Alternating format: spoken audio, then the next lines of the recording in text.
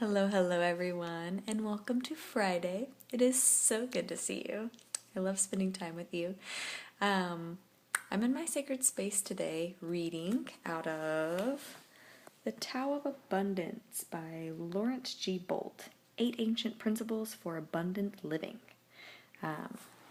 This book is really good, and I'll give you just like a little tour of my sacred space. I got this nice picture painting that I love, and my stone collection, and some little arts and crafts things that I've made, and some candles lit, and of course socks, my sockies. Yeah, toes are fun. Yeah, I'm reading about the ego, and it's really, really interesting to me, and so I wanted to share.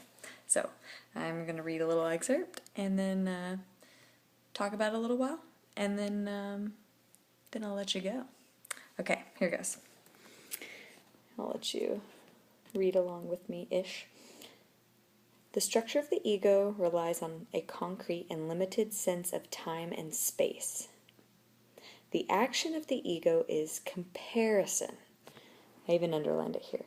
Comparison. The action of the ego is comparison. There is so much comparison in life. We're always, it's just kind of like a natural mind thing of the ego to compare and contrast different people, different situations in life to see kind of like where we stand and where we should be. And that could lead to problems, but it also leads to growth. So I'll keep reading. So the action of the ego is comparison. The ego is always comparing this time against that time, over here against over there. It is always trying to get to the good time over there and constantly being shadowed by the bad time over here. In the good times over here, it fears the return of the bad times that lie over there. In the bad times over here, it longs for the good times over there. While in the ego consciousness, we miss the here and now, and thus we can never truly relax or find peace. It is this restless, anxious ego consciousness that modern commercial culture takes as a final term of the self, a point that will be developed in the chapters to follow. So, I'll keep you posted on that, because I plan to keep reading in the chapters that follow. But basically, I wanted to chat with you just a tad bit about, the grass is greener on the other side. Have you ever heard that one before? Yeah. I've also heard, as a comeback to that one, is the grass is greener where you water it. So, we're constantly comparing, my time right now in life is better or worse than the past. Or my time right now, I fear, is the best it's ever going to get. And I have anxiety for the future that might be worse. It might be scarier. It might have more pain attached to it. I might get old and wrinkly and ugly. I feel beautiful now. I'm afraid I'm going to be ugly. I feel ugly now. I can't wait to get to the future so I'm prettier then. Or, skinnier or fitter or, I feel healthy right now, I can move and I'm not achy. I fear getting older because I'm going to have aches and pains that come along with aging. And it's our egos are constantly comparing. And that, in the comparing, we create, we have these thoughts that come in and we either believe them or we don't. And it's in the belief of the ones that aren't true, which are most of them, that create pain and suffering in our now. And that creates anxiety for the future, perhaps, or at least pain in our present moment. And what I've been after all my life is peace. I just want peace. I just want to feel like I know I'm where I belong. I know I'm who I'm supposed to be. I know what I'm supposed to be doing. Supposed to, by the way, is all in quotes. And what we get to do, and what I get to practice, is trusting that where we are, where I am right now, is exactly where I'm meant to be. I shouldn't be anywhere else because I'm here. So what can I learn while I'm here? Not comparing, oh, it used to be so great, meh, now life is so boring, sad, dreary, depressing, whatever. Instead of doing that, going, okay, my life right now is my life right now. This is my experience of life right now.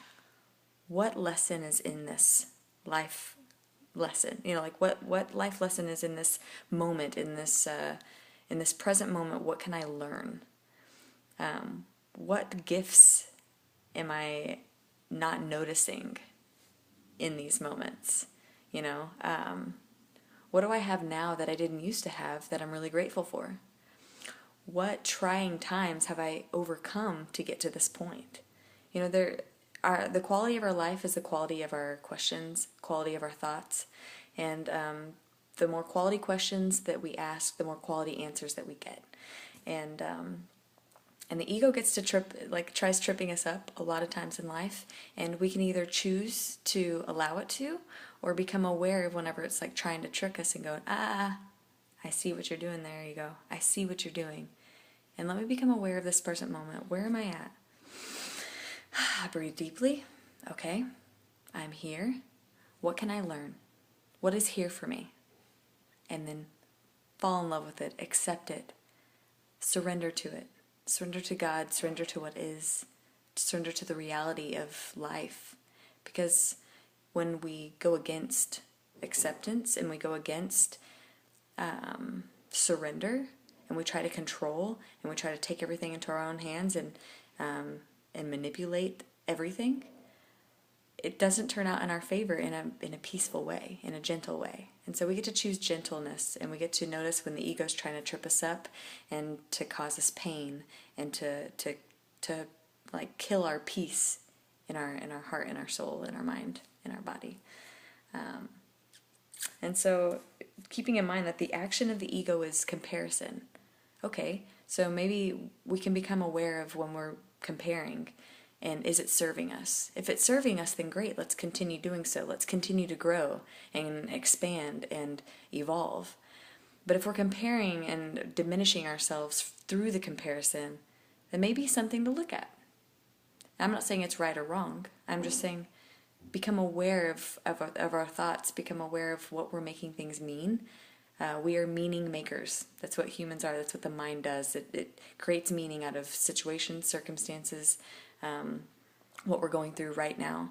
And when we're comparing it in a negative light and diminishing ourselves and making ourselves wrong, or we should be somewhere else, or we're not good enough, then it's painful and it's suffering. But when we can compare and go, oh, that seems like a better way. That seems like this way of eating, this habit, waking up early, moving my body more, reading more like books that are like nourishing my mind, body, and spirit. Like that seems like it's more, maybe a better way, a more influential way to live life. Maybe I could try that on and see what it's like. Just try it on, you know, and see what happens. I think I was going to be going somewhere else with that thought, but we'll stop for there now. I love you guys so much. I hope you have a wonderful, wonderful evening. Happy Friday. Happy Cinco de Mayo. I think I'm going to do some salsa tonight or something just in my living room and force my husband to dance with me. As cause for celebration. We don't need alcohol. We don't need drugs. We just need us, music, our bodies, life. Life is beautiful. We get to create beauty, we get to notice the beauty, and we get to be grateful for the beauty, and we get to use our ego to help nourish us and grow us and evolve us, and not the opposite. So, I love you guys so much. Have a wonderful night, and I'll see you tomorrow.